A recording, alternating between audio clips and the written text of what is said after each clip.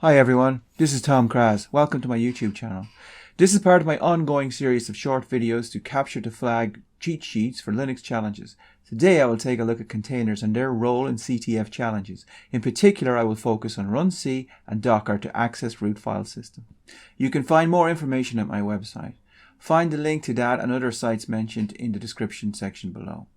If you like this video, please like and subscribe. Feel free to add comments below.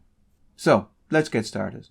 A Linux container is a set of one or more processes that are isolated from the rest of the system.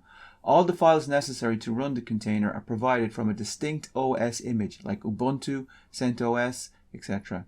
From an application point of view, the container looks like a dedicated operating system, but this is not the case. Head on over to docker.com to find out more about containers. We need one of two things in order to get access to root file systems via containers. We need to either have sudo access to the binaries or to be a member of a special group. Today I will cover both these. The first step for us to do is to identify what commands we can actually run via sudo. So let's run the sudo -l command to see what our options are. Let's see what we have. Okay, we've got runc. Runc is a container technology that allows us to spin up some containers in a basic way. In order for it to work, we need to build a directory structure. So let's build a directory for holding the container.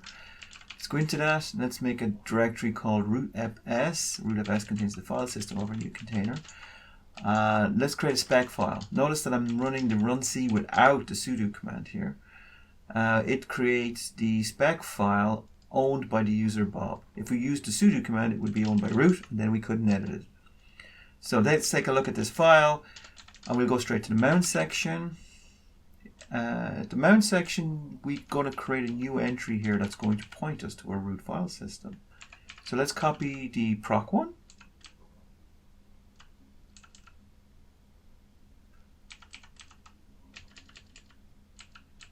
Okay, so change the destination to root, change the type to bind, change the source to root,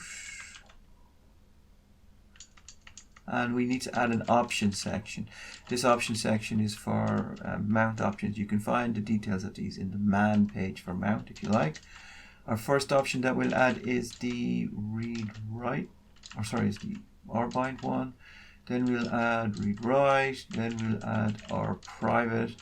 We'll close it off, check the syntax, add common. Okay, all looking good. Let's save that and close the file. Okay, let's run the container. We need to make sure we run this as sudo because it won't start up as the other user. So we run it as sudo, we specify run, and then we give it a name. Any name will do. Doesn't really matter at this stage.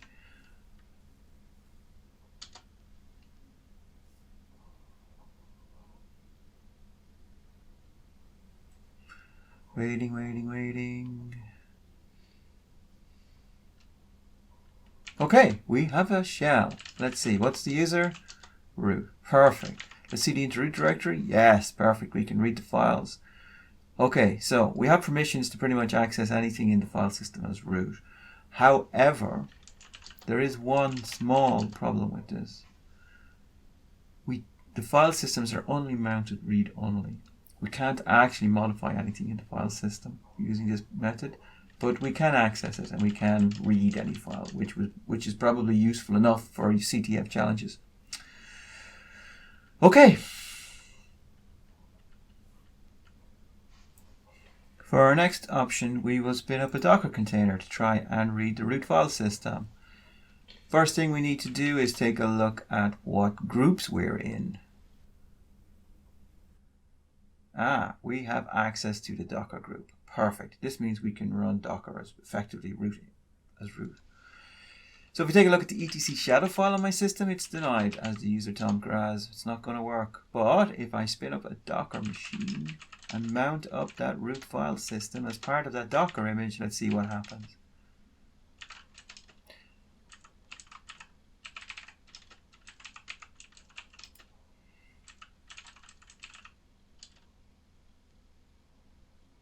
Okay, we have a shell. What's our ID? Root. Perfect. Just what we're looking for.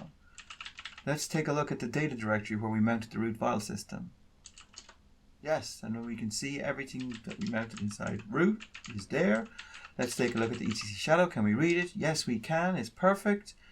Now we can pretty much look at any file inside the file system. Any flag file, etc shadow, any file that root owns and we typically don't have access to. So this is Tom Kraz signing off. Hope you enjoyed this video on containers. If so, like and subscribe. You will also find more stuff like this on my website. Link is below.